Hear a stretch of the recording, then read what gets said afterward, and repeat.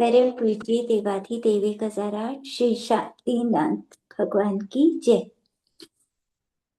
24 तीर्थंकर भगवान की जय।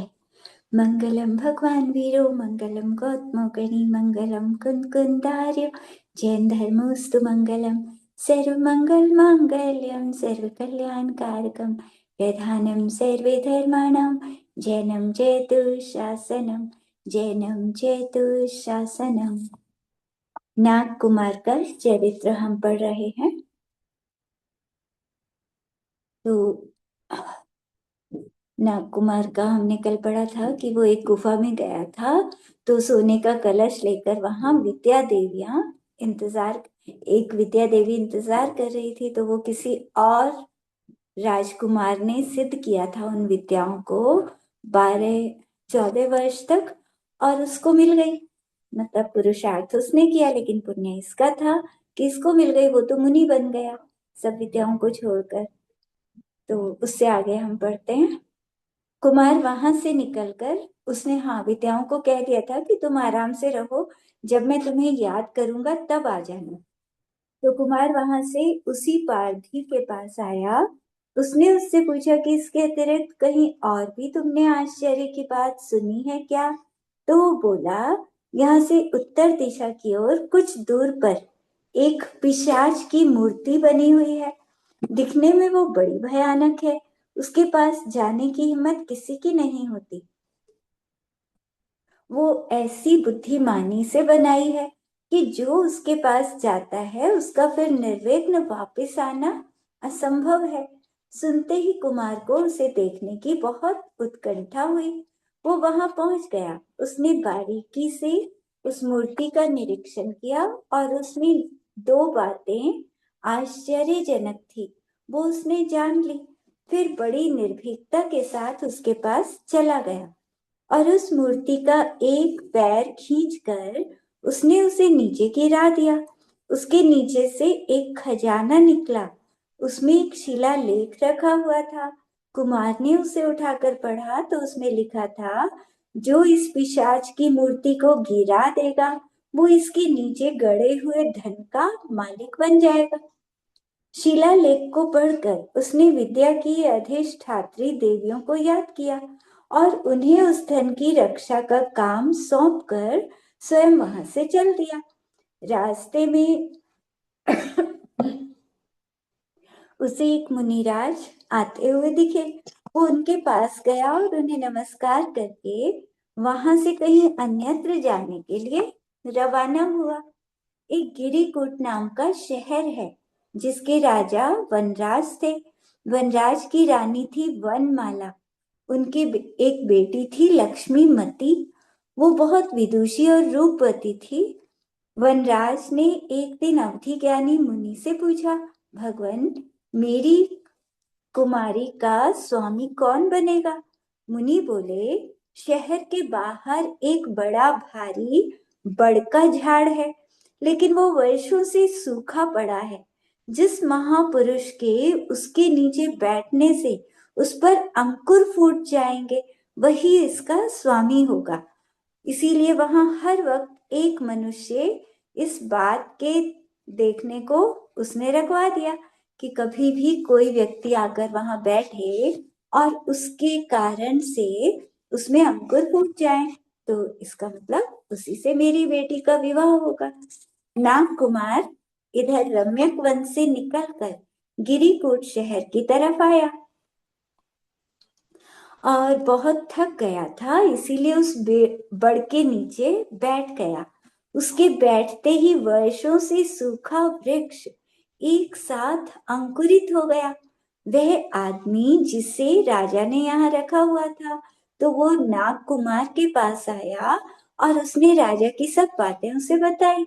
इसके बाद वो कुमार से ये कहकर चला गया कि मैं अपने मालिक को आपके आने की सूचना देकर आता हूँ, तब तक आप यहीं रुक जाना। तो अतिध्वज के द्वारा वनराज नाग कुमार के आने के समाचार को सुनकर बहुत खुश हुआ। उसी समय बड़े ठाट बाट से कुमार को शहर में ले जाने के लिए उसके सामने आया। शहर में उसे ले जाकर वनराज ने उसका स्वागत किया बहुत। इसके बाद उसने अच्छे दिन अपनी पुत्री का विवाह नाग कुमार से कर दिया और उसे खूब दहेज भी दिया, सामान दिया खूब। नाग कुमार वहां आनंद से रहने लगा, पर उसके हृदय में ये प्रश्न बार बार उठता था कि ये वनराज कौन है, इसका नाम वनराज क्यों है। इस शहर की स्थिति से तो लगता है कि यह अभी थोड़े समय से ही बसा है। ये सब बातें क्या हैं, तो वो ये जानने के लिए उत्सुक रहता था। एक दिन नाग कुमार को दो मुनि राजों के दर्शन हुए। उनके नाम जय और विजय थे। उसने समय पाकर मुनिराज से ये बात पूछी। तब जय नाम के मुनिराज ने कहा, एक पुंड्रवर्धनपुर है, उसका राजा है सोमप्रभ। वह वन राज का रिश्तेदार है, इस राजा का रिश्तेदार है। सोमप्रभ के दादा ने वनराज के दादा को अपने शहर से निकाल दिया था, तो वे आकर इस जगह पर रहने लगे। यहाँ कई पीढ़ियों के बाद यह वनराज हुआ। तब इसने अपनी बुद्धि और हिम्मत से धन और यश प्राप्त करके शहर बसा लिया। इसका नाम गिरिकूट रखा। तो नाग कुमार की ये उत्सुकता मिट गई। वो मुनि राजों को नमस्कार करके अपने महल चला गया।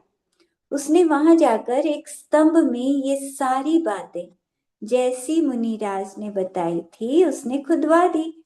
और फिर व्याल को बुलाकर उसने कहा, तुम पुंड्रवर्धनपुर जाकर वहां के राजा सोमप्रभ से कहो कि मुझे नाग कुमार ने आपके पास भेजकर मेरे द्वारा ये संदेश कहा है कि आप गिरिकूट को अपने अधिकार में से छोड़ दीजिए।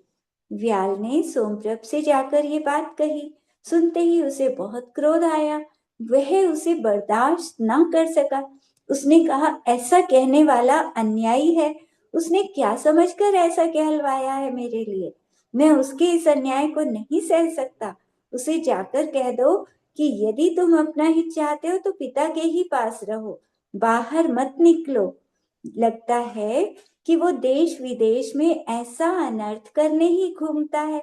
उसे अपनी दुष्टता छोड़ देनी चाहिए, नहीं तो उसका बहुत नुकसान होगा। अब व्याल तो कितनी ताकत थी उसमें, 1 करोड़ शूरवीरों को हराने की ताकत थी। तो उससे अपने मालिक की बुराई सहन नहीं हुई कि नाग कुमार की बुराई कर रहा है ये। तो वो यद्यपि सिर्फ संदेशा कहने आया था, लेकिन उसे स्वामी भक्ति के वश होकर सोमप्रभ के विरुद्ध कार्य करना पड़ा। उसने उसी समय अपने बल से उसे बांध लिया। राजा को ही ताकतवर तो वो था ही, 1 करोड़ सैनिक एकदम से तो वहां नहीं आएंगे दरबार में। और उसने लिया और राजा को बांध दिया और नाग कुमार के पास ये सब लिखकर भेज दिया। पत्र पढ़कर नाग कुमार वनराज को लेकर पुंड्रवर्धनपुर गया। वहां सोमप्रभ को बंधा हुआ देखा तो उसे बड़ी दया आई कि यहाँ का राजा है, अरे मतलब इस तरह से बांधा हुआ है तो ये ठीक नहीं है। तो उसने व्याल से कहकर सोमप्रभ को छुड़वा दिया और स्वयं लक्ष्मीमती के साथ वहीं कुछ दिन के लिए ठहर गया। उधर सोमप्रभ को अपने पर नाग कुमार के अनुग्रह से बड़ा शर्मिंदा होना पड़ा कि नाग कुमार की दया से मैं छूटा हूँ। कहाँ मैं राजा था और कहाँ मुझे दूसरी की दया से छूटना पड़ा। तो उसे कर्मों की इस लीला से बहुत वैराग्य हुआ। ये कर्म 1 मिनट में कहाँ राजा और कहाँ मुझे कैदी बना दिया। तो वो अपने उत्कृष्ट वैराग्य को रोक नहीं सका। इतना वैराग्य उसके अंदर आया, उसने उसी वक्त जाकर यमधृत मुनिराज से जिन दीक्षा ले ली। थोड़े ही समय में वो अच्छा तपस्वी बन गया। कठिन से कठिन तपस्या करने लगा, परिचय सहने लगा। तो धन्य है ऐसे योगी राजों को। एक सुप्रतिष्ठित नाम का शहर था, वह संसार में प्रसिद्ध था। वहां का राजा जयवर्मा था, उसकी रानी जयमती। उनके 2 बेटे थे, अच्छेद्य और अभेद्य। एक दिन पिहिताश्व मुनि उस शहर में आए। राजा अपने पुत्रों को लेकर मुनिराज की पूजा के लिए गया। मुनिराज से उसने धर्म उपदेश सुनकर पूछा, भगवन, क्या मेरे ये पुत्र किसी की सेवा करेंगे या अपना राज्य चलाएंगे?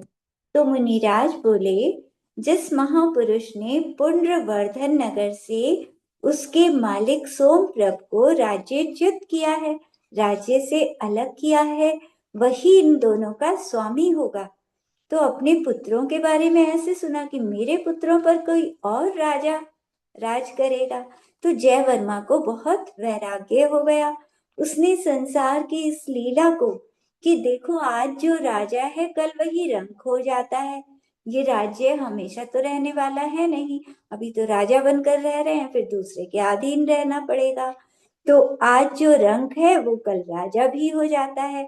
तो ऐसा देखकर उसी वक्त अपने बड़े पुत्र अछेत्य को राज्य सौंप दिया और स्वयं वनवासी हो गए।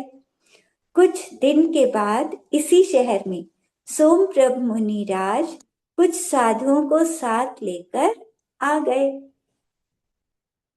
तो सोमप्रभ मुनिराज बन गए थे ना पहले, जो सोमप्रभ था और उसको बांध दिया था व्याल ने, तो वो सोमप्रभ मुनिराज कुछ मुनिराजों के साथ इधर आ गए इस शहर में। तो ये दोनों भाई उनकी वंदना करने गए। उन्हें नमस्कार करके इन्होंने पूछा, स्वामी, आपका दीक्षा ग्रहण करने का कारण मैं सुनना चाहता हूँ कि आप तो राजा थे इतने बड़े, तो आपने दीक्षा क्यों ले ली? सोमप्रभ मुनिराज के दीक्षा लेने का कारण उनमें से एक मुनिराज ने बताया कि ये पुंड्रवर्धनपुर के रहने वाले हैं, इनका नाम सोमप्रभ है। जयंधर के पुत्र नाग कुमार ने इन्हें राज्य से पृथक कर दिया था। संसार की इस क्षणिक लीला को देखकर इन्हें बहुत वैराग्य हुआ और ये उसी समय दीक्षित हो गए। तो ऐसा सुनकर दोनों भाई पुंड्रवर्धनपुर पहुंचे। नाग कुमार के दर्शन करके वो बड़े खुश हुए। उन्होंने उसके पास रहने की प्रार्थना की नाग कुमार से। नाग कुमार ने उन दोनों को अपने पास रख लिया। तो मुनिराज ने तो कहा ही था कि ये दोनों उसकी उसके वश होंगे, नाग कुमार की अधीनता स्वीकार करेंगे, और उन दोनों ने कर ली। कुमार को वहां रहते कई दिन हो गए, तो अब वहां वो उकता गया। उसे कहीं और जाने की इच्छा हुई। जय वर्मा से आज्ञा लेकर वहां से चल दिया। रास्ते में उसे एक जालांतिक नाम का वन मिला। वह शांति पाने की इच्छा से कुछ देर वहीं ठहर गया। जब से वो चला था उसने कुछ खाया नहीं था, इसीलिए वहां वो भूख से आतुर हो गया। बगीचे में कुछ वृक्षों पर बहुत सारे फल लगे हुए थे, लेकिन वो सब विष फल थे। नागकुमार को ये नहीं पता था कि ये विष फल है, इसीलिए उसने अपने साथियों के साथ वो विष फल खा लिए। लेकिन वो तो मोक्षगामी जीव था ना, जिसको उसी जन्म में मोक्ष जाना हो, तो कैसा भी कारण आ जाए वो मरता नहीं है, मर ही नहीं सकता। तो उसका पुण्य इतना तीव्र था कि उसे कोई नुकसान नहीं हुआ, विष फल खाकर भी कोई दिक्कत नहीं हुई। इतने में दो योद्धा नाग कुमार के पास आए। उनके नाम सहस्र और भट्ट थे। उन्होंने नाग कुमार को विनय से नमस्कार किया और बोले, हम बहुत समय से आपका इंतजार कर रहे हैं, आपके आज दर्शन हुए, इसकी हमें बहुत खुशी है। तो नाग कुमार ने कहा, आप मेरा इंतजार क्यों कर रहे थे? तो वो कहते हैं कि हमने एक दिन एक मुनिराज से पूछा था कि हमारा मालिक कौन होगा। तब मुनिराज ने कहा था कि जो जालांतिक वन में आकर रुकेगा और उसके वृक्षों के विष फल खाएगा, वही तुम्हारा मालिक बनेगा। तो मैंने अपनी आंखों से आज देख लिया है तो कि तुमने विष फल खाए और तुम्हें कुछ भी नहीं हुआ, तो आप ही हमारे मालिक हैं, हमें अपना दास बनने की आज्ञा दीजिए। तो ये होता है पुण्य कि जहां भी जाओ सब अपने आप ही मतलब सेवक बनने को तैयार हो रहे हैं। बड़े बड़े राजा भी अपने आप उनके पास आ जाते हैं कि हमें अपने अधीन कर अपना दास बना लीजिए। तो इस तरह से ये सब पुण्य का प्रभाव है, सम्यक दृष्टि का पुण्य ऐसा होता है। तो इतना कहकर वो पास के ही शहर में पहुंचे। वहां के राजा सिंहरथ को उन्होंने नागकुमार के आने का समाचार दिया। वो वहां आया राजा और नागकुमार को अपने महल में ले गया। नागकुमार सिंहरथ के अधिक आग्रह से कुछ दिन तक वहीं ठहरा। एक दिन सिंहरथ राजसभा में बैठा हुआ था। इतने में एक मनुष्य ने आकर उसे एक पत्र दिया। उसमें लिखा था, सिंधु देश का राजा चंद्र प्रद्योतन मेरी पुत्री से अपना विवाह करने के लिए मुझे बाध्य कर रहा है। वो कह रहा है कि अपनी बेटी का विवाह मुझसे करो। मैंने तो उसका विवाह नागकुमार के साथ करने का दृढ़ निश्चय किया था, इसलिए मैंने उसको करके पत्र भेज दिया है। अब वो रुष्ट होकर, मतलब मैंने उसे मना कर दिया था, तो अब वो नाराज होकर मेरे ऊपर आक्रमण कर रहा है और कहता है कि यदि तुम अपनी कुमारी का विवाह मुझसे नहीं करोगे तो तुम्हारे राज्य का रहना भी कठिन होगा। आप मेरे परम मित्र हैं, आपसे अपना हाल कहना मेरा कर्तव्य है। मैं आशा करता हूँ कि आप यहाँ आकर मुझे सहायता देंगे। मैं आपका बड़ा आभारी होऊंगा। आपका दर्शनाभिलाषी हरिवर्मा। तो पत्र पढ़कर उसने राज नाग कुमार से कहा कि ये मेरे मित्र का पत्र आया है, उसका एक बहुत जरूरी काम है, इसीलिए मैं वहां जाता हूँ। आप तब तक यहीं रुकना, मैं बहुत जल्दी लौटूंगा। नाग कुमार ने कहा, ऐसा क्या काम है? क्योंकि उसने मन में ही पढ़ा था, नाग कुमार को तो पता नहीं लगा कि क्या कहा। तो वो पूछता है, ऐसा क्या काम है जिसके लिए आप इतनी जल्दी कर रहे हैं? कोई खास बात ना हो तो कहिए। सिंहरथ ने हरिवर्मा का पत्र नागकुमार को दिया। तो वो पढ़कर बोला, ये कौन है हरिवर्मा? सिंहरथ ने कहा, सौराष्ट्र देश में गिरिनगर नाम का शहर है, वहां का वो राजा है। उसकी बेटी गुणवती बहुत सुंदर और विदुषी है। उसी के लिए चंद्र प्रद्योतन युद्ध कर रहा है। तो बाकी सब तुम पत्र में पढ़ ही चुके हो। नाग कुमार ने कहा, अच्छी बात है, मैं भी आपके साथ चलता हूँ, देखूं तो वो कैसी बला है। दूसरा ये भी है कि आपके बिना मेरा यहाँ दिल भी नहीं लगेगा, तो मैं आपके साथ ही चलता हूँ। दोनों वहां से चलकर गिरिनगर पहुंच गए।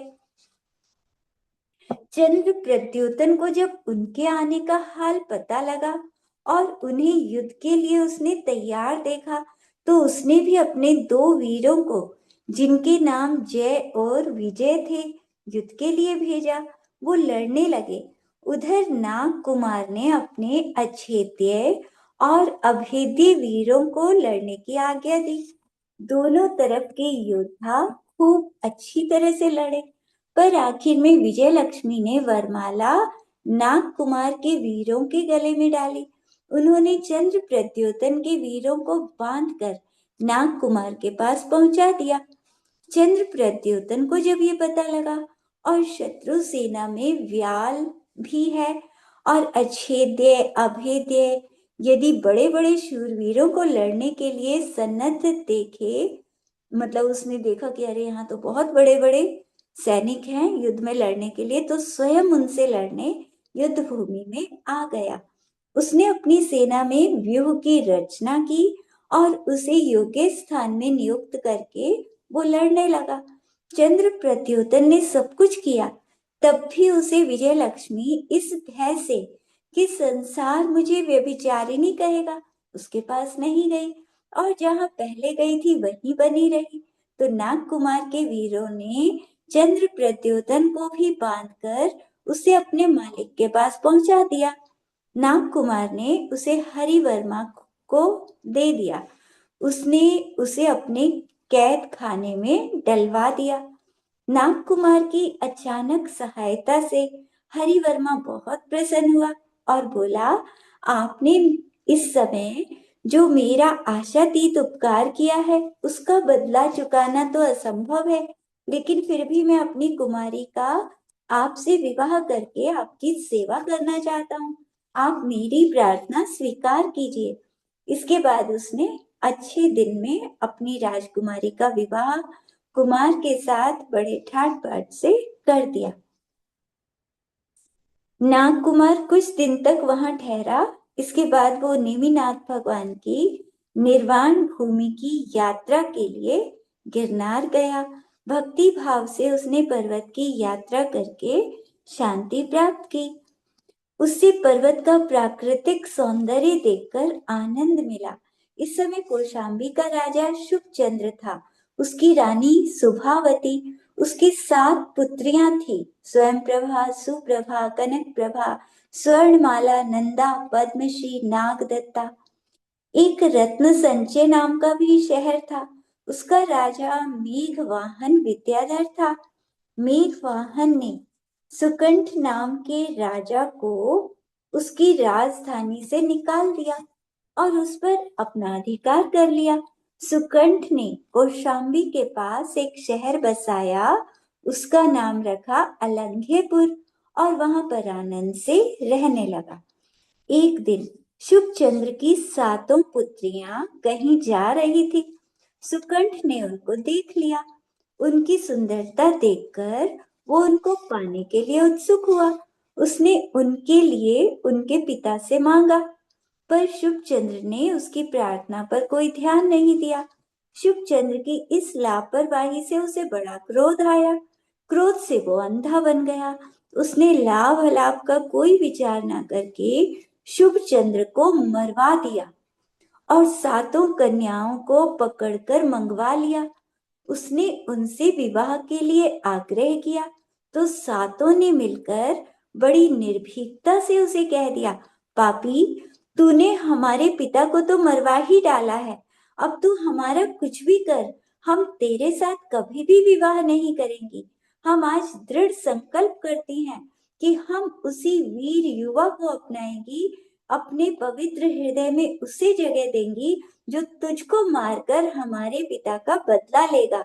नहीं तो आजन्म ब्रह्मचारिणी रहकर हम अपना जीवन बिताएंगी, लेकिन तुझ जैसे चांडाल का तो कभी स्पर्श भी नहीं करेंगे। स्पर्श तो दूर, कभी तेरा मुख भी नहीं देखेंगे। तो सुकंठ को इतने कठोर वचनों से गुस्सा तो बहुत आया, लेकिन वो उसे सहन कर गया। उसने सोचा, स्त्रियों का गुस्सा थोड़ी देर के लिए होता है, पर धीरे धीरे जब कुछ नहीं रहेगा इनके लिए तो मान जाएंगी। अभी तो ये लड़कियां हैं, कहाँ इतनी दृढ़ रह सकेंगी अपनी बात पर। आज नहीं तो कल, कल नहीं तो परसों, एक ना एक दिन ये मेरे पांवों में गिरेंगी और मुझसे जीवन की भिक्षा मांगेंगी। तो अभी जबरदस्ती करने से क्या फायदा।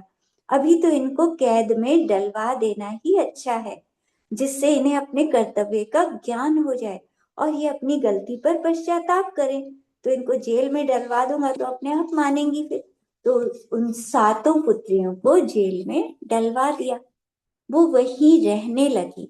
उन्हें रहते हुए कुछ दिन बीत गए।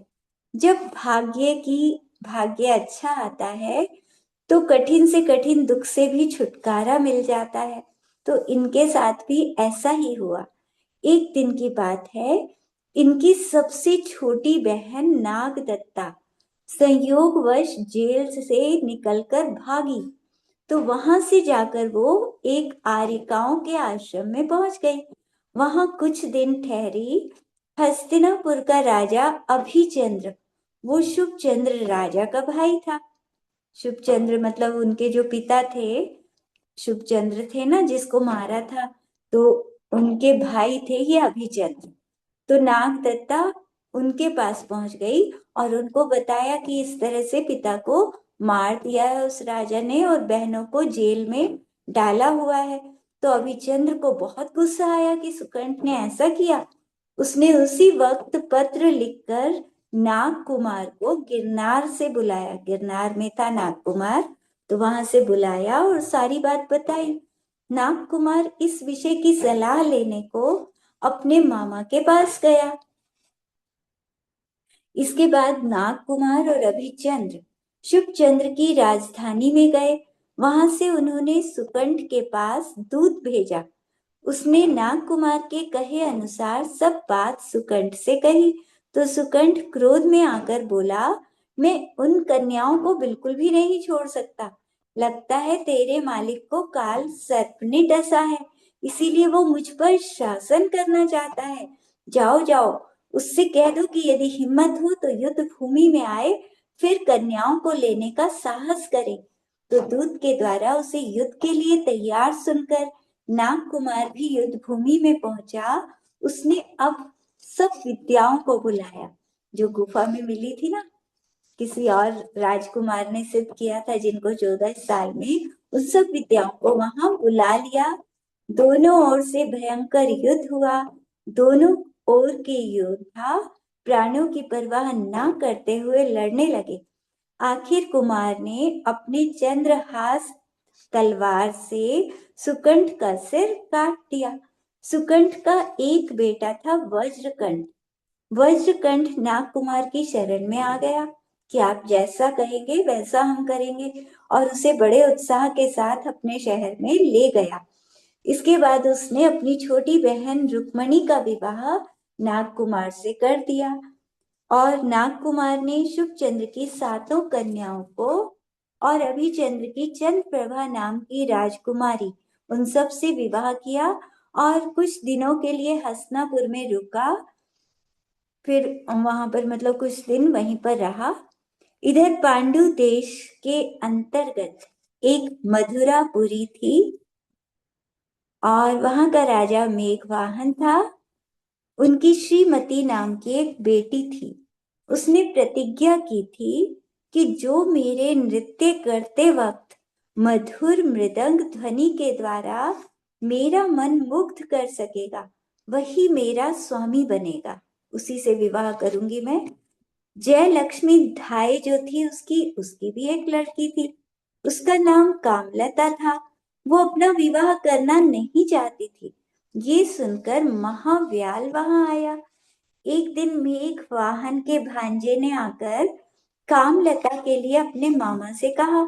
मेघ वाहन ने उसे दे दिया उसे। तो वह उसे विवाह के लिए अपने शहर लेकर जा रहा था, लेकिन कामलता को वो अच्छा नहीं लगता था। तो रास्ते में उसे महाव्याल दिखा। उसे देखते ही वो चिल्लाई और बोली, मेरी रक्षा कीजिए, मुझे बचाइए। महाव्याल ने कामांक से कहा, अरे इस बेचारी के साथ क्यों जबरदस्ती कर रहे हो, इसे छोड़ क्यों नहीं देते। कामांक बोला, मैं इसे छोड़ सकता हूँ, लेकिन इस शर्त पर कि यदि तुम इससे विवाह ना करो, इसके सिवा मैं इसे नहीं छोड़ सकता। तो महाव्याल ने कहा, हाँ, ये हो सकता है कि मैं स्वयं अपनी इच्छा से इसके साथ विवाह ना करूं, पर इसकी इच्छा हो तो मैं नहीं रोकूंगा। तो इसकी इच्छा मेरे साथ विवाह करने की होने पर मैं इनकार नहीं कर सकूंगा।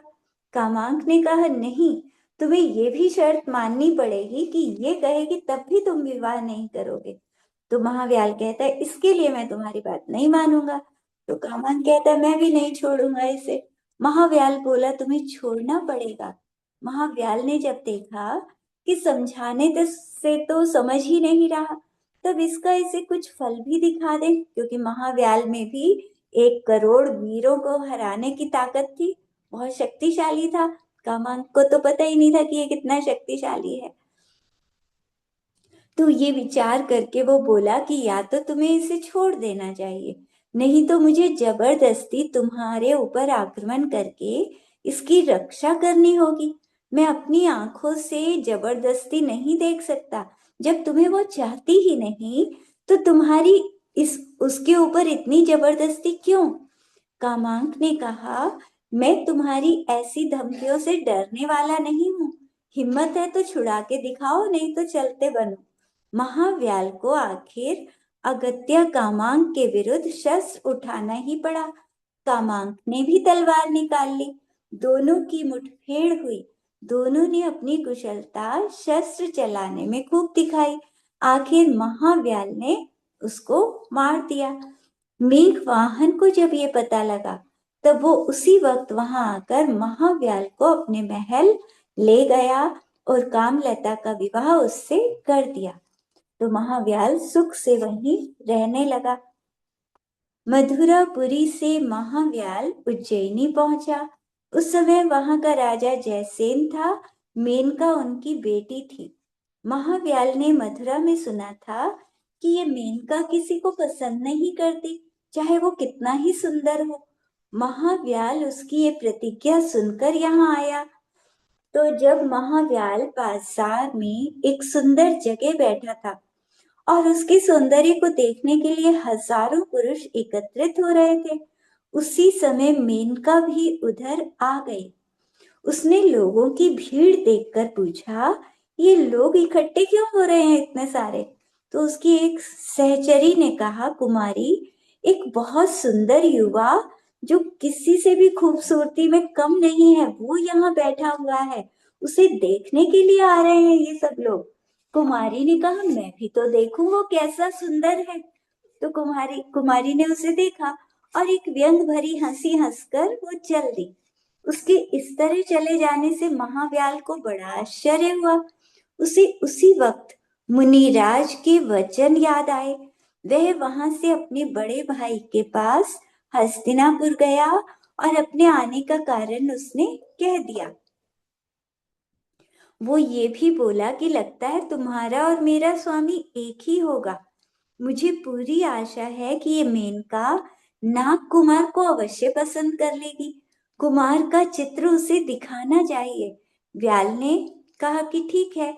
तो भाई की सम्मति से महाव्याल नाग कुमार का चित्र लेकर उस राजकुमारी के पास गया और उसे दिखा दिया। कुमारी ने नाग कुमार का चित्र देखा तो वो संतुष्ट हुई और उसने निश्चय कर लिया कि कुमार से विवाह करूंगी। तो महाव्याल अपने बड़े भाई को साथ लेकर नाग कुमार के पास आया। नाग कुमार ने व्याल से पूछा, ये कौन है? व्याल ने कहा, देव, ये मेरे छोटे भाई हैं। महाव्याल से अभी तक तो नहीं मिला था नाग कुमार। व्याल तो नाग कुमार का सेवक बन गया था, लेकिन महाव्याल, उसका जो भाई था, वो अब पहली बार नाग कुमार से मिला। तो वो कहता है व्याल कि ये मेरे छोटे भाई हैं और ये आपकी सेवा के लिए यहाँ आए हैं, आप इन्हें अपनाइए। तो सुनकर कुमार को बहुत हर्ष हुआ। तो दोनों में इतनी शक्ति थी, दोनों भाइयों में, व्याल और महाव्याल, कि 1 करोड़ वीरों को हरा सकते थे। तो इसके बाद महाव्याल ने मेनका के संबंध की बात का प्रसंग छेड़ा। कुमार महाव्याल को साथ लेकर उज्जैनी पहुंच गया। नाग कुमार जयसेन ने उसका बड़ा सम्मान किया और अपनी राजकुमारी का विवाह उससे कर दिया। इसके बाद वो मथुरा आया और श्रीमती को अपने मृदंग बजाने के कौशल से मुग्ध करके उससे भी विवाह कर लिया। एक दिन एक साहूकार आया। उससे नाग कुमार ने पूछा कि आप तो बहुत दूर दूर सफर करके आए हो, कहीं आपने कोई आश्चर्य की बात देखी क्या? कुछ अलग लगा आपको? तो वो कहता है, कुमार, मैंने देखा तो अवश्य है, पर उसका रहस्य मैं जान नहीं पाया। बात यह है कि समुद्र के बीच के स्थल भाग में एक बड़ा सुंदर भूमि तिलक नाम का नगर है। वहां एक जिन मंदिर है। जब प्रतिदिन दोपहर का वक्त आता है तो वहां बहुत सी बड़ी खूबसूरत लड़कियां रोती हैं। मैं कह नहीं सकता कि वो रोती क्यों है वहां आकर। कुमार ने उसकी आश्चर्यकारक बात सुनकर अपनी विद्याओं को याद किया। विद्याएं आई और कुमार को उन्होंने उसके कहे अनुसार उस स्थान पर पहुंचा दिया। तो विद्याओं से तो कहीं भी पहुंच सकते हैं ना। जो विद्याधरों की विद्याएं होती हैं, तो पूरे 2.5 द्वीप के अंदर उन विद्याओं से कहीं भी जा सकते हैं। तो कुमार अब उसी जगह पर पहुंच जाता है। तो पहले वो व्याल आदि के साथ मंदिर जाता है। भगवान के दर्शन करके जब बाहर निकला, तब उसे ये आवाज सुनाई दी कि देवताओं, गंधर्वों, यक्षों, राक्षसों, दानवों, तुम हमारी प्रार्थना सुनो। पापी वायु वेग ने हमें कैद किया हुआ है और वो हमसे जबरदस्ती शादी करना चाहता है। तुम हमारी रक्षा करो, हम बड़ी दुख की दशा में यहाँ बहुत दुखी हो रही हैं। कैद किया हुआ है हमें, मतलब राजकुमारियों को कैद किया हुआ था। तो वो आवाज मंदिर से बाहर निकलते ही सुनाई दी। सुनकर नाग कुमार उनके पास पहुंचा। उसने पूछा कि पूरा बताओ, अच्छी तरह से बताओ क्या हुआ, तुम चिंता मत करो, मेरे रहते तुम्हें कोई परेशान नहीं कर सकता। तो उनमें से धरणी सुंदरी ने कहा, हमारा पिता पृथ्वी तिलक शहर का राजा है। एक दिन हमारे मामा के लड़के वायुवेग ने पिताजी से कहा कि आप अपनी कुमारियों का विवाह मुझसे कर दीजिए। पिताजी उसके कुरूप को देखकर, मतलब वो कुरूप था, तो उसे देखकर हंस पड़े। उन्होंने कहा, तुम पहले अपने रूप को तो अच्छा करो, फिर देखा जाएगा। तो वो इतना कुरूप है कि उसे तो साधारण स्त्री भी नहीं चाहेगी, और ना ही उसमें कोई ऐसा गुण है कि पिताजी उसके साथ हमारा विवाह कर देते। पिताजी के कहने का उसके चित्त पर बहुत बुरा असर पड़ा। वो युद्ध करता, लेकिन युद्ध के लायक उसके पास कुछ भी नहीं था। तो पिताजी से बदला लेने के लिए उसने राक्षसी विद्याओं को सिद्ध कर लिया, और उनके बल से उसने पिताजी को मरवा दिया। इसके बाद उसने जबरदस्ती हमसे विवाह करना चाहा। हमने उससे कह दिया कि तू चाहे हमारी जान भी क्यों ना ले ले, पर हम उसके साथ विवाह करेंगे जो तुझे मारकर हमारे पिता का बदला लेगा। वो बोला, देखूं तो संसार में कौन मेरे जैसा बलवान है जो मुझे मारेगा। चलो मैं तुम्हें 6 महीने का समय देता हूँ, तब तक अगर कोई योद्धा हो तो लाकर उसे मुझसे लड़वाओ। अगर उसने मुझे जीत लिया तो मैं तुम्हें छोड़ दूंगा, नहीं तो तुम्हें जबरदस्ती मुझसे विवाह करना होगा। तो ये कहकर उसने हमें कैद खाने में डाला हुआ है।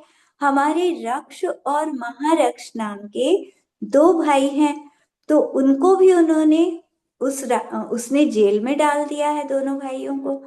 नाग कुमार ने उनकी सारी बातें सुनी। उसे वायुवेग पर बड़ा क्रोध आया। पहले उसने उन बालिकाओं को छुड़ाकर उनकी रक्षा का भार अपने किसी आत्मीय को सौंप दिया कि इनका ध्यान रखना। फिर वो युद्ध के लिए तैयार हुआ।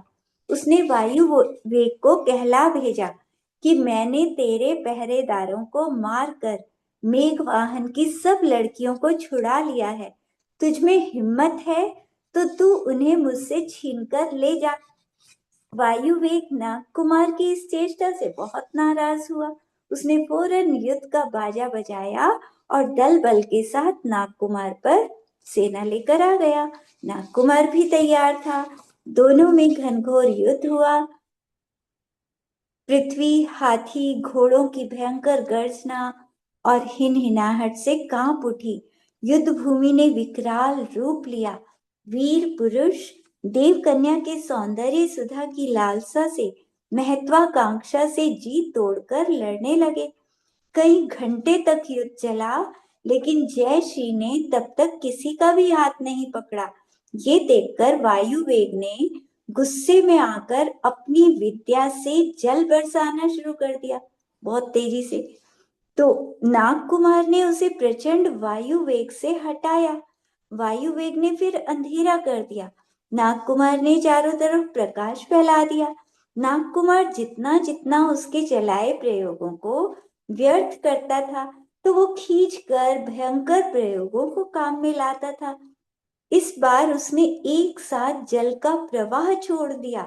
नाग कुमार को उसके नष्ट करने को बड़वानल का प्रयोग करना पड़ा। उसने बड़वानल अग्नि लगा दी वहां। जब वायु वेग विद्याओं के प्रयोग द्वारा नाग कुमार पर विजय ना प्राप्त कर सका, तो उसे शस्त्र हाथ में उठाना पड़ा। वो खड्ग निकालकर नाग कुमार को मारने के लिए झपटा। नाग कुमार इतने समय तक तो केवल ये देखने के लिए कि चलो देखते हैं वायु वेग में कितनी हिम्मत है, इसीलिए वो लड़ रहा था। लेकिन जब वायु वेग उस पर झपटा, तब वो रह नहीं पाया। उसने तलवार निकाली और उसको मार दिया। वायु वेग एकदम मर गया और उसकी सेना में हाहाकार मच गया। उसे जिधर से जिसको रास्ता मिला वो सब भाग गए सैनिक उसके। तो नाग कुमार की विजय हुई। इसके बाद वे सब बालिकाएं कुमार से विवाह उनका कर दिया गया। कुमार वायुवेग के राज्य को रक्ष और महारक्ष को सौंपकर वहां से चल दिया। रास्ते में उसे और योद्धा मिले जिन्होंने कुमार की दास वृत्ति स्वीकार कर ली।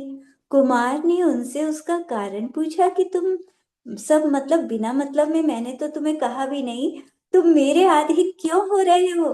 तो उन्होंने कहा कि हमें एक मुनिराज ने ये कहा था कि जो मेघ वाहन की कन्याओं से विवाह करेगा वही तुम्हारा स्वामी होगा, इसीलिए हम स्वयं आपकी सेवा में आए हैं। तो कुमार वहां से चलकर कांचीपुर पहुंचा। वहां के राजा पल्लव ने उसका बहुत स्वागत किया। कुछ दिन वहां रहकर फिर आगे बढ़ गया। रास्ते में दंतीपुर मिला। वहां का राजा उस समय चंद्रगुप्त था। उसकी रानी का नाम चंद्रमती था। उसकी एक कन्या थी मदन मंजूषा। चंद्रगुप्त ने नाग कुमार को एक तेजस्वी और बुद्धिमान राजकुमार देखकर उससे अपनी बेटी का विवाह कर दिया। इसके बाद कुमारी की खूब प्रसिद्धि सुनकर कुमार की कुमार की प्रसिद्धि सुनी, ये गलत छप रहा है। नाग कुमार का यश दूर दूर तक फैल गया था कि वो इतना बहादुर है, उसके आगे कोई भी राजा टिक नहीं सकता। तो ऐसा सुनकर त्रिलोक तिलक शहर के राजा विजयंधर ने भी अपनी अपनी जो राजकुमारी थी श्रीमती, उसका विवाह नागकुमार से कर दिया। नागकुमार श्रीमती से विवाह कर कुछ दिन वहां रुका, आराम से वहां रहने लगा। इसी बीच में वहां पिहिताश्व मुनिराज पहुंच गए। नागकुमार उनकी वंदना करने के लिए गया। उन्हें नमस्कार करके उसने श्रावक धर्म का स्वरूप पूछा उनसे। मुनिराज ने उसे उपदेश दिया। जैसे जड़ें वृक्ष की मजबूती का कारण होती हैं, जड़ों से ही तो वृक्ष मजबूत रहता है, और मकान की नींव से उसकी दृढ़ता होती है, उसी तरह सम्यक्त सब व्रतों की दृढ़ता का कारण है। सम्यक दर्शन होगा तो सब व्रत दृढ़ होंगे। तो सम्यक तो किसे कहते हैं? देव, शास्त्र, गुरु और तत्वों के श्रद्धान को, मतलब सच्चे भगवान, यही सच्चे गुरु दिगंबर मुनिराज और सच्चे शास्त्र जिनेंद्र भगवान के द्वारा बताए हुए जो शास्त्र हों, और सात तत्व जीव जो चेतना में हो, अजीव जिसमें चेतना ना हो, आशव कर्मों का आना, बंध उनका बंध जाना आत्मा के प्रदेशों से, संवर मतलब कर्मों के आने के रास्ते बंद हो जाना, निर्जरा कर्मों का एक देश क्षय होना, और मोक्ष सब कर्मों का नष्ट हो जाना। सम्यक तो 10 तरह का बताया। आज्ञा सम्यक तो वीतराग भगवान के वचनों पर श्रद्धान करना, जो जिनेंद्र भगवान ने कहा उनकी आज्ञा के अनुसार चलना। मार्ग सम्यक मोक्ष मार्ग का बाह्य आभ्यंतर परिग्रह से रहित श्रद्धान करना। उपदेश सम्यक 63 शलाका पुरुषों का पवित्र चरित्र सुनना और श्रद्धान करना, मतलब जो भी महापुरुष हुए हैं मोक्षगामी, तो उनका चरित्र सुनना चाहिए और श्रद्धान करना चाहिए कि देखो किस तरह से वो यहाँ का वैभव पाकर मतलब यहाँ मनुष्य गति में भी उन्होंने सम्यक दृष्टि जो होते हैं उन्हें सब तरह का वैभव मिलता है। जैसे हमारे नाग कुमार को हर जगह जहां भी जाता था तो उसकी जीत ही होती थी। तो ऐसा वैभव पाकर और फिर वो मोक्ष जाते हैं। तो ऐसा श्रद्धान करना चाहिए, उनका चरित्र सुनना चाहिए।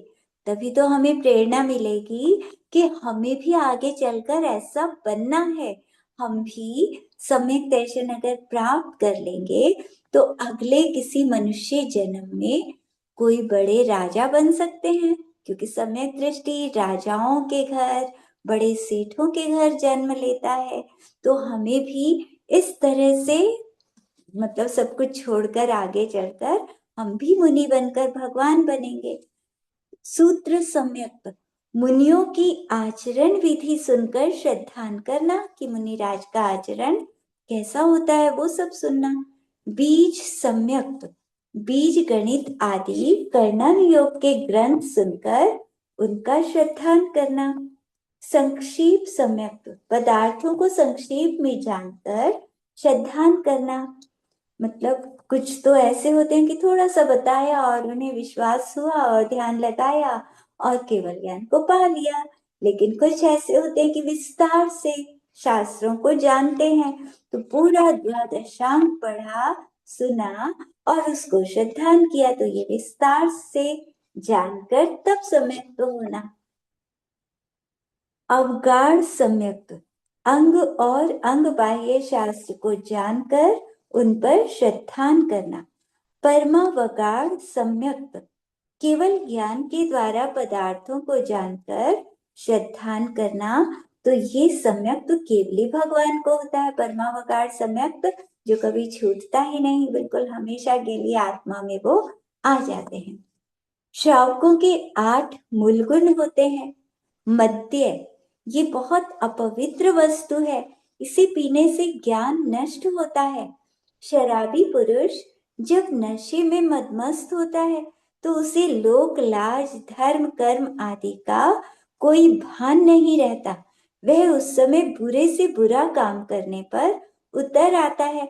उसे ये भी ज्ञान नहीं रहता कौन माता, कौन बहन, कौन पत्नी, कौन बेटी, तो सबके प्रति एक ही भाव रखता है। उसे शराब के नशे में कुछ भी नहीं पता लगता। तो इसीलिए बुद्धिमान व्यक्ति को शराब का त्याग करना चाहिए। मांस तो बहुत ही घृणित है, उसे देखने से ही घृणा होती है। पता नहीं लोग उसे खा कैसे लेते हैं। उनका हृदय बहुत ही निर्दयी और कठोर है। बड़ा अचंभा होता है कि जब निरपराधी पशुओं को मारते हैं तो उन्हें किसी तरह की तकलीफ, मतलब उन जानवरों को कितनी तकलीफ होती होगी, कितना वो तड़पते हैं, फिर भी पता नहीं उन्हें देखकर उनकी बुद्धि ऐसी नहीं होती कि इनको हम ना मारें, फिर भी वो मार देते हैं उनको। तो कितना राक्षसी काम है ये कि जीवों को मारकर और उनका मांस खा लेना।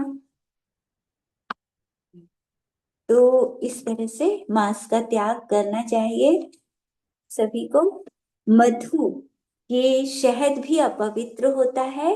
इसमें सूक्ष्म, बहुत सूक्ष्म अनंत जीव होते हैं, उनकी रक्षा नहीं हो सकती, इसीलिए उसके खाने वाले को पाप का बंध होता है।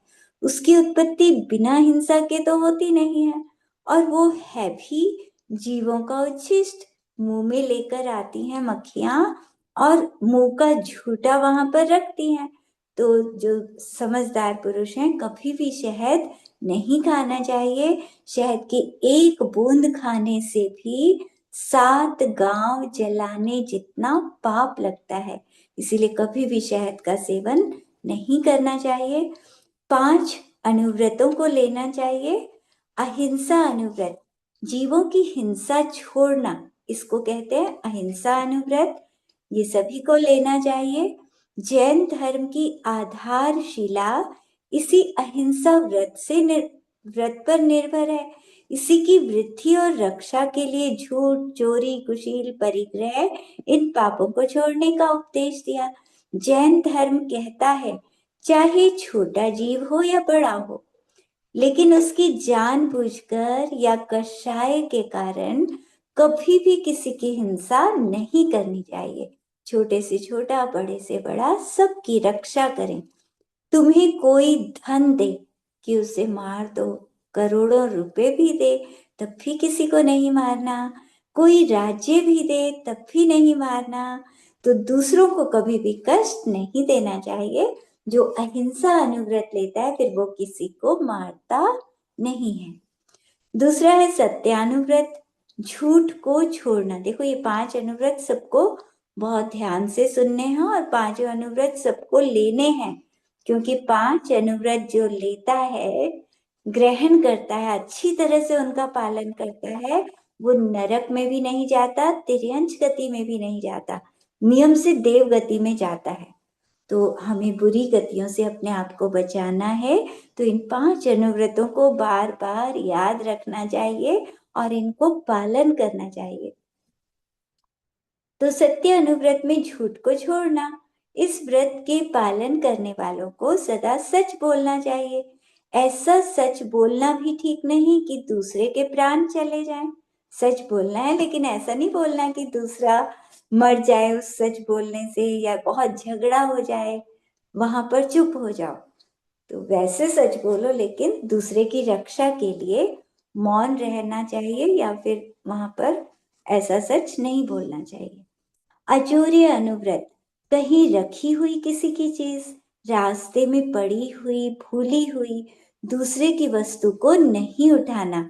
अजोर्य व्रत मतलब सड़क पर कहीं किसी की कोई भी चीज पड़ी है, सोना पड़ा है, चांदी पड़ी है, हमें किसी का भी कुछ नहीं लेना चाहिए। तो ये अजोर्य अनुव्रत।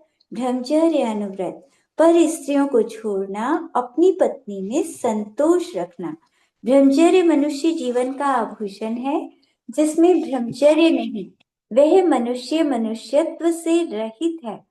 जब तक पूर्ण ब्रह्मचर्य के पालन की शक्ति ना हो, तब तक पर स्त्रियों से, उनके एकांत सहवास से और एकांत में उनके साथ संभाषण आदि करने से बचकर, मतलब एकांत में किसी भी पर स्त्री के साथ नहीं रहना चाहिए, उससे बचकर अपनी पत्नी में ही संतोष रखना चाहिए। गृहस्थों के लिए ये ब्रह्मचर्य अनुव्रत है। तो इसके बाद है परिग्रह परिमाण अनुव्रत। धन धान्य सोना चांदी दास दासी 10 तरह का परिग्रह, इसका परिमाण करना। जितनी तृष्णा ज्यादा बढ़ती है उतना अधिक अनर्थ होता है, इसीलिए तृष्णा को हटाना और संतोष को बढ़ाना। तो इसके लिए परिग्रह परिमाण व्रत को धारण करना चाहिए।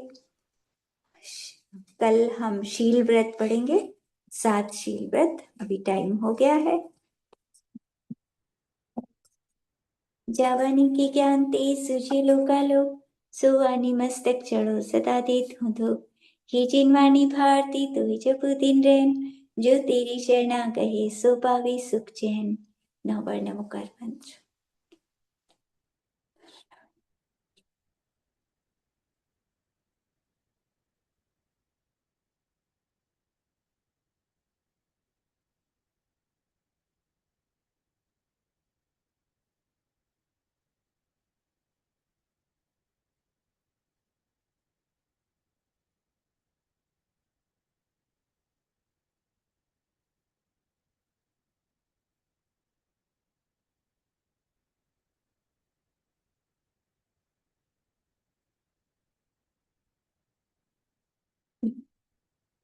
ध्यान करें।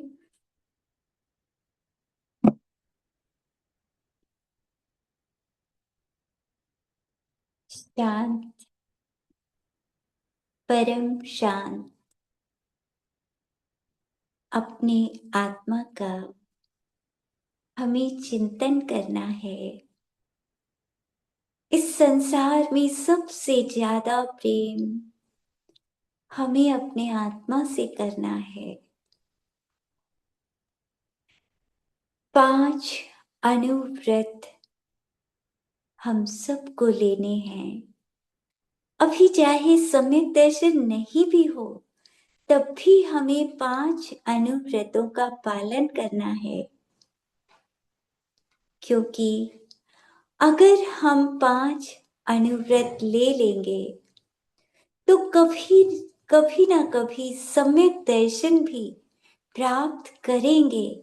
हम पुरुषार्थ करते रहेंगे तो क्या है कि इस संसार में मनुष्य और तिर्यंच गति में हर 14वें दिन किसी ना किसी जानवर को या किसी ना किसी मनुष्य को जिसने 5 अनुव्रत लिए हुए हैं, उसको सम्यक दर्शन प्राप्त होता है।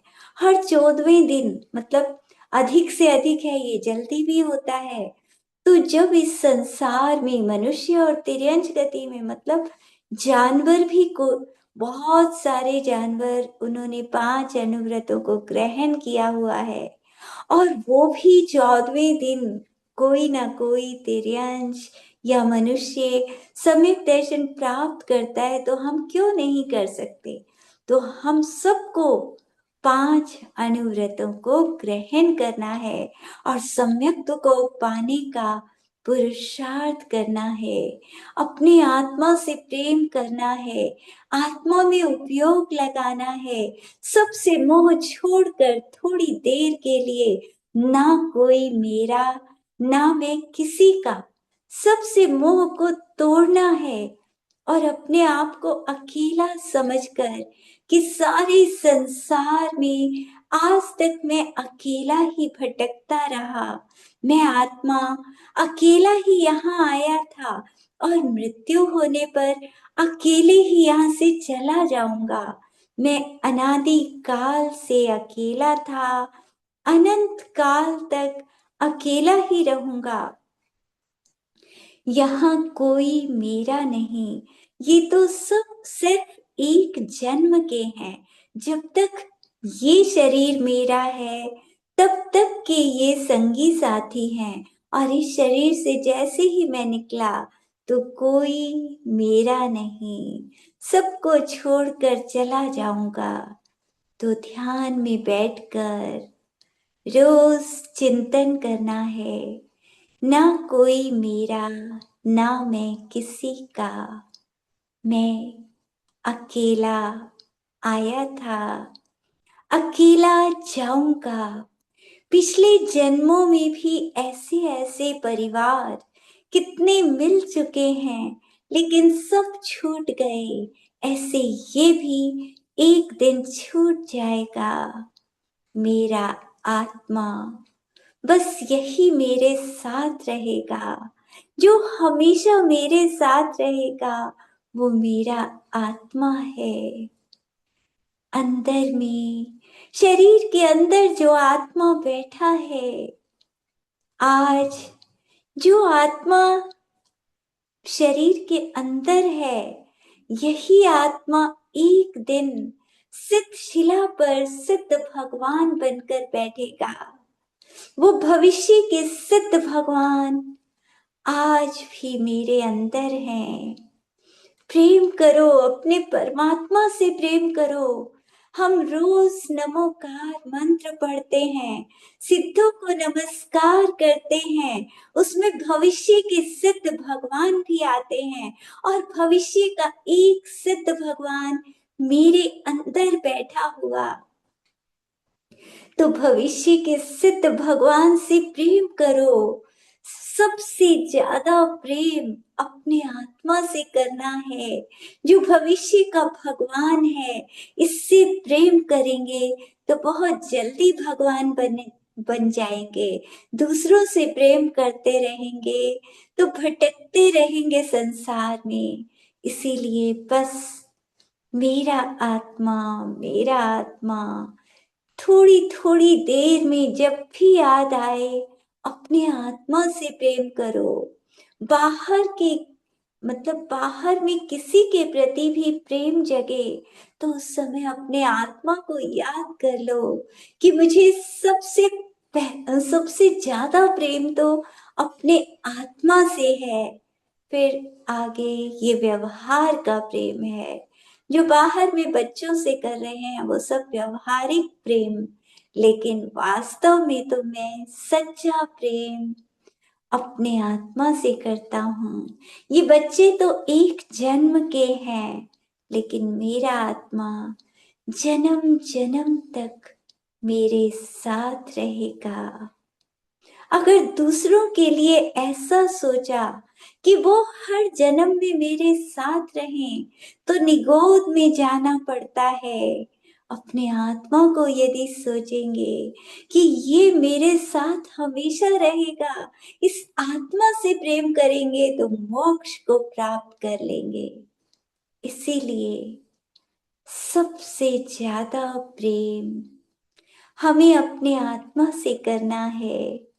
शरीर के अंदर अपनी ही प्रतिमा बनाकर बस देखते रहना है, आनंदित होते रहना है, मेरे अंदर भगवान बैठे हैं, भविष्य के सिद्ध भगवान दिखाई नहीं दे रहे, लेकिन ये तो पक्का है कि इस शरीर के अंदर ही बैठे हैं।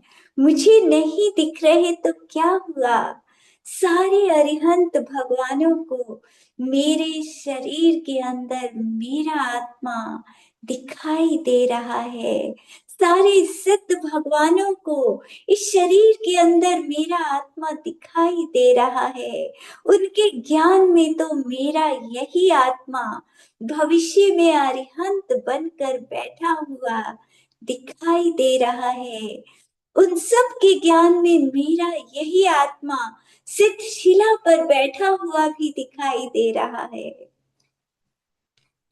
क्योंकि अरिहंत और सिद्ध भगवान भविष्य का सब कुछ देख रहे हैं। मेरे अंदर भविष्य के भगवान बैठे हैं, ये सोच कर ही कितना अच्छा लगता है। वो सिद्ध शिला के सिद्ध भगवान तो बहुत दूर हैं, मैं उनको देख भी नहीं सकता, छू भी नहीं सकता, लेकिन ये मेरे अंदर जो भविष्य के सिद्ध भगवान हैं, ये बहुत करीब हैं, सबसे करीब मेरे सिद्ध भगवान, मेरे परमात्मा, जिन्हें मैं भावों से छू सकता हूँ, अपने परमात्मा का स्पर्श कर सकता हूँ। इस आत्मा से ही मुझे प्रेम करना है। सच्चा प्रेम अपने आत्मा से करूंगा तो बहुत जल्दी केवल ज्ञान को प्राप्त कर लूंगा। बस सभी को अपने अपने आत्मा से सबसे ज्यादा प्रेम करना है।